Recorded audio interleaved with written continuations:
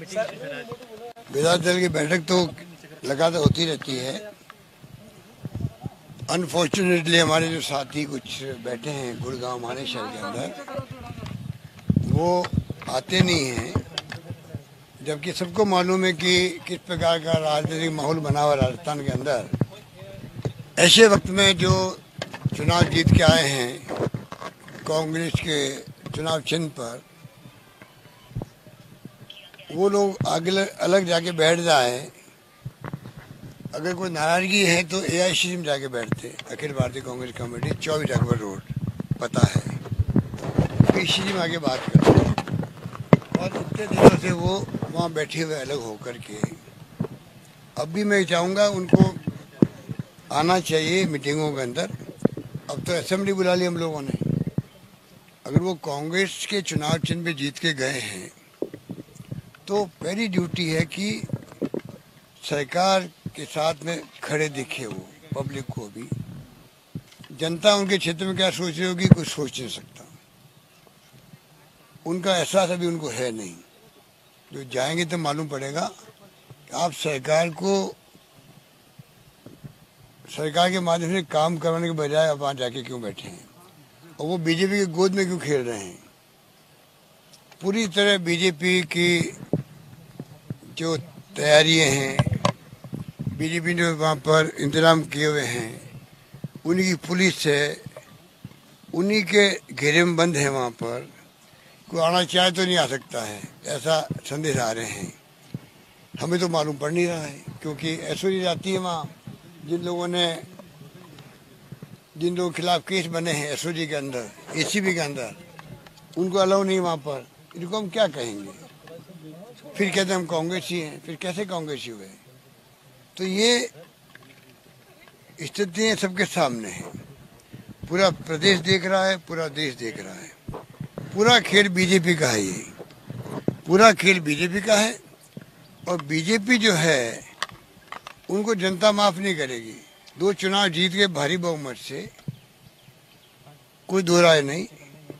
और मोदी जी ने थाली बजवाई, मोमबत्ती लगवा दी, सब कुछ किया। लोगों ने उनकी बात का ध्यान भी दिया। ये बहुत बड़ी बात है कि प्रधानमंत्री कहने से पूरे मुल्क के लोग बात को फॉलो करें।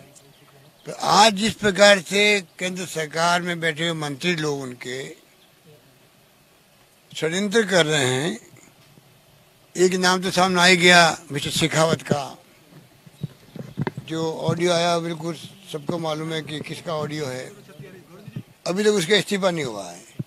उनके ऊपर जो एक संगीन केस कोर्ट ने भी मान लिया, जांच शुरू हो गई एसओजी के अंदर, कोई कार्रवाई नहीं हुई है। कांग्रेस के वक्त पे तो रेल मंत्री का इस्तीफा हो जाता है, कानून मंत्री का इस्तीफा हो जाता है, मुख्यमंत्री का इस्तीफा हो जाते हैं। और यहाँ आप देखिएगा, जो सरकार गिराने के षड्यंत्र कर रहा है, जो इतनी जनता को लूट चुके हैं, वो चिट फंड है, पता नहीं कौन सी कंपनी है, क्या नाम है उसका, आपको मालूम होगा, संजीवनी। उसके बाद में भी कोई कार्रवाई नहीं। तो जनता सब देख रही है।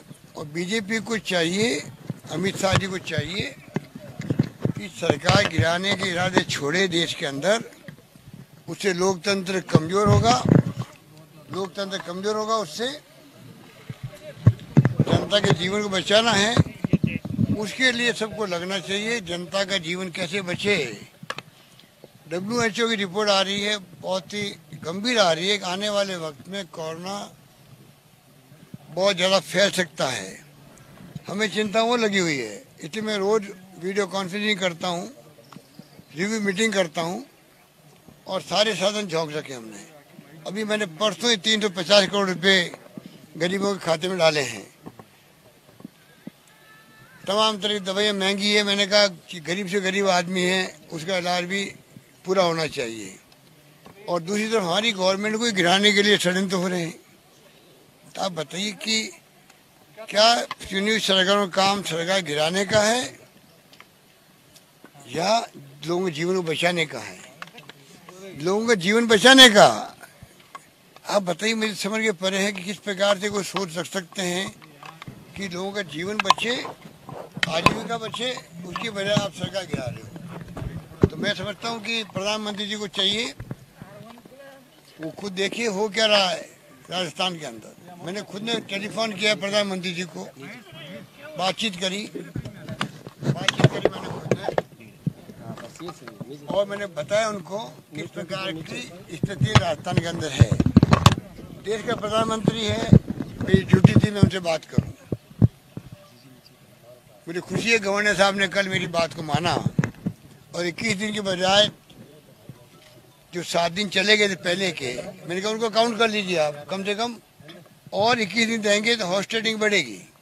ये पूरा खेल डिले करने का इसलिए होता है जिससे कि बीजेपी ने हॉर्स ट्रेडिंग करने का जो ठेका ले रखा है, और बीजेपी के बिहार पे जो हमारे खुद के पार्टी कुछ नेताओं ने ठेका ले रखा था, उसके माध्यम से हॉर्स ट्रेडिंग हुई है। सबको मालूम है, सबको मालूम है। इरादे क्या सबको मालूम है। कहते हैं, कई लोग कहते हैं हम बीजेपी नहीं जाएंगे।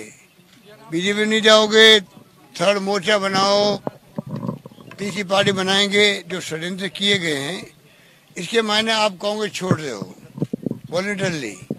तो कानून उसके लिए क्या कहता है, वो संविधान में कानून में लिखा हुआ है। सुप्रीम कोर्ट जजेस जजमेंट क्या है सबको मालूम है कि कोई व्यक्ति अगर पार्टी छोड़ना चाहता वॉलंटरली तो उसके लिए क्या प्रोविजन है सबको मालूम है। फिर भी कानून की लड़ाई लड़के आप डिले करवा रहे हो। तो मैं समझता हूँ कि तमाम जनता को आभास है।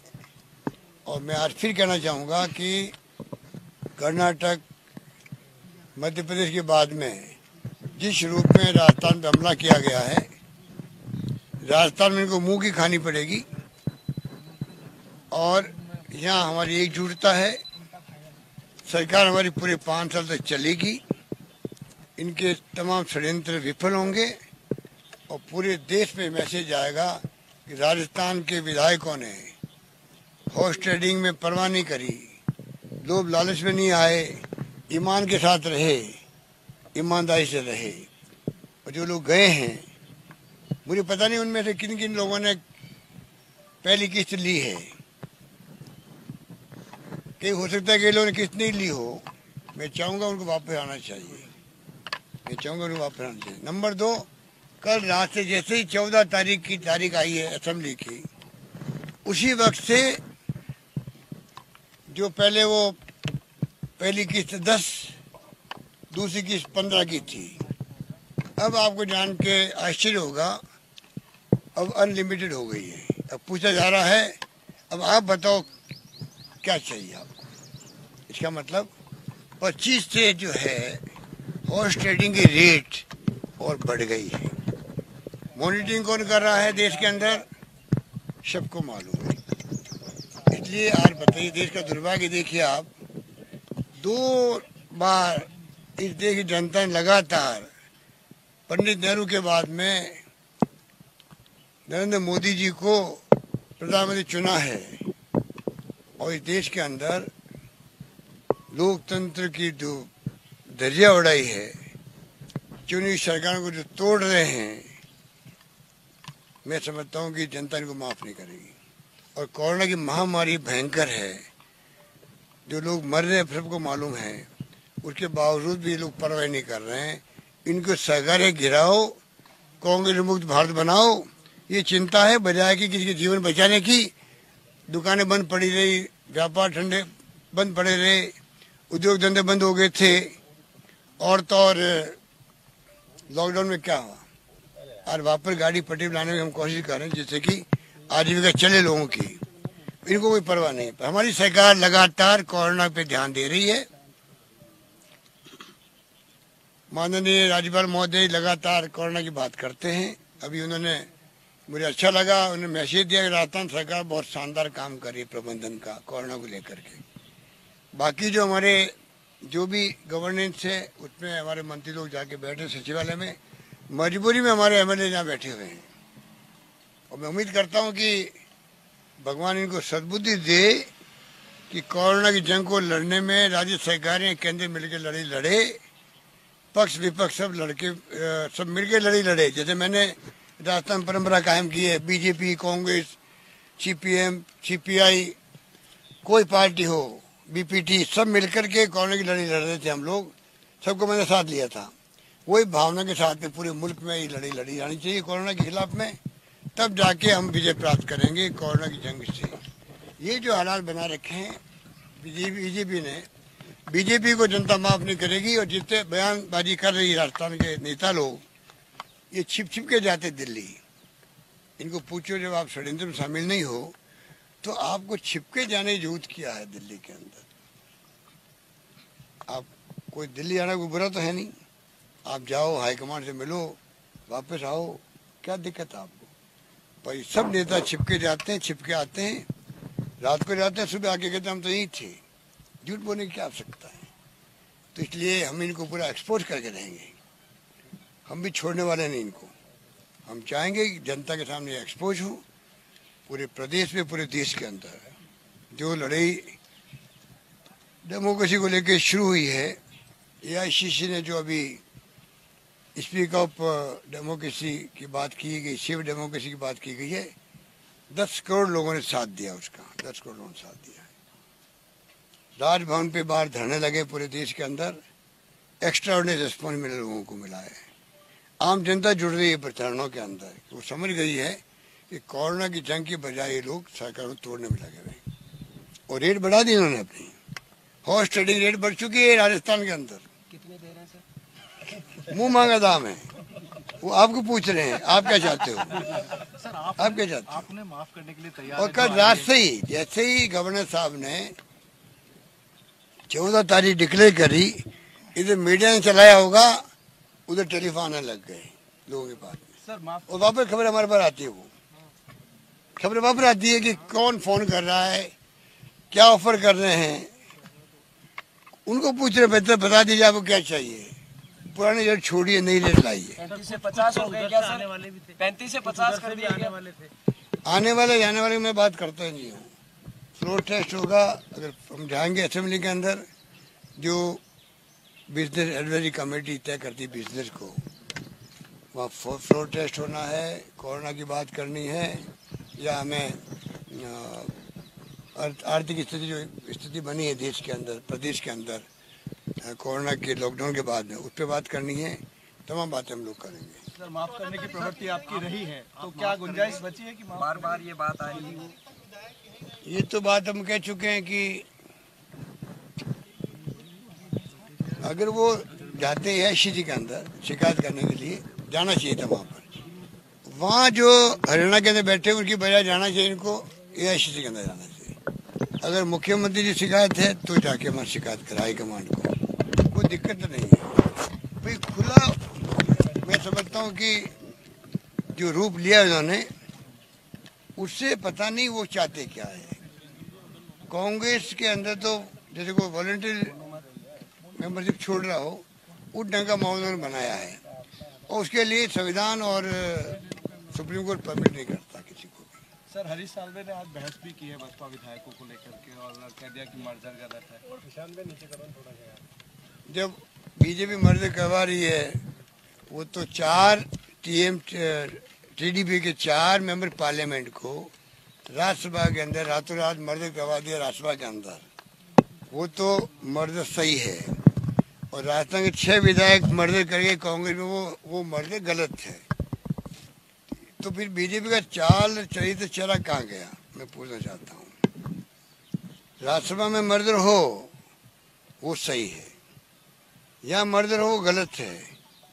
2/3 बहुमत से कोई पार्टी टूट सकती है, अलग बन सकती है, मर्डर कर सकती है दूसरी पार्टी के साथ में। यहाँ 6 के 6 मर्डर हो गया है, तो मायावती जी की जो शिकायत है वो भी वाजिब नहीं है, क्योंकि मायावती जी के 2 विधायक अगर अलग होते तो शिकायत हो सकती थी उनको। क्योंकि 6 विधायकों ने खुद ने अपने विवेक से मर्डर किया, हमारी पार्टी में शामिल हो गए, उसके बाद कोई शिकायत वाजिब शिकायत नहीं है। मेरा मानना है कि मायावती जी को जो बयानबाजी कर रही हैं वो भाजपा के इशारे पे कर रही है। भाजपा जिस प्रकार से सीबीआई, ईडी, इनकम टैक्स का दुरुपयोग कर रही है, डरा रही है, धमका रही है सबको ही। आप देखो राजस्थान में क्या हो रहा है, क्या उन्हें सबको मालूम है? ऐसा तो हमारा कोई देखा नहीं भाई। और मायावती जी भी डर रही है उनसे, मजबूरी में वो बयान दे रही है। तो ये मैं समझता हूँ कि वक्त बताएगा कि जनता, वक्त आने पे जनता झटका भी देती है, मालूम ही नहीं पड़ता है। तो बीजेपी जो है ये फासिस्टी पार्टी है, लोकतंत्र में इनका यकीन नहीं है, चेहरा पहने हुए खाली लोकतंत्र का सत्ता मारने के लिए। अब जो लोकतंत्र को खतरा पैदा हुआ है उसको मैं समझता हूँ कि मीडिया को भी आगे आना चाहिए। मैं फिर कहना चाहूँगा, मीडिया इस देश का डरा हुआ है, वो निष्पक्ष रिपोर्टिंग नहीं कर पा रहा है। और मैं उनको कहना चाहूँगा कि निष्पक्ष रिपोर्टिंग करे, बजाय कि संबंध होते हैं, आपसी संबंध अच्छे होते हैं, दोस्ती होती है, वो अलग रखे अपनी जगह पर, सच्चे को सामने लाए। ये देश अपेक्षा करता है मीडिया से। सर आज तनाव मुक्त लग रहा है, मतलब सब कुछ अच्छा हो गया सर, ऑल इज वेल। मुझे गॉड गिफ्ट है ये, चाहे मैं तो रोज ऐसे ही रहता हूँ, मुझे गॉड गिफ्ट है। चाहे कैसी स्थिति कुछ भी हो, तब भी जो है, अगर आप सत्य के रास्ते पर हो, अगर आपके मुद्दे सही हैं, पब्लिक इंटरेस्ट के हैं, गांव के हैं, गरीब के हैं, किसान के हैं, और उसकी लड़ाई लड़ना पड़े, डेमोक्रेसी को बचाने की लड़ाई लड़ना पड़े, लड़ाई को लड़ना पड़े, तो सत्य ही जो है मुझे गॉड गिफ्ट है कि मैं आज हूँ वैसे रहता हूँ। सर इस विधानसभा सत्र से बड़ा सियासी संदेश जाएगा उन ताकतों को जो लगे हुए थे कुछ साजिश करने में, सबकी नजरें हैं। राजस्थान देश की राजनीति का टर्निंग पॉइंट बन सकता है, बशर्ते कि मीडिया साथ दे। मीडिया खुद बाइस रहता है आप लोग, तो ये अच्छी बात नहीं है। आप देश में लोकतंत्र को बचाने के लिए पहले आप भी हो, मीडिया वाले भी हो, ये मत भूलो। हम तो अपना फर्ज अदा करेंगे और फर्ज अदा करते हुए हम लोग संघर्ष करेंगे और कामयाब होंगे। धन्यवाद।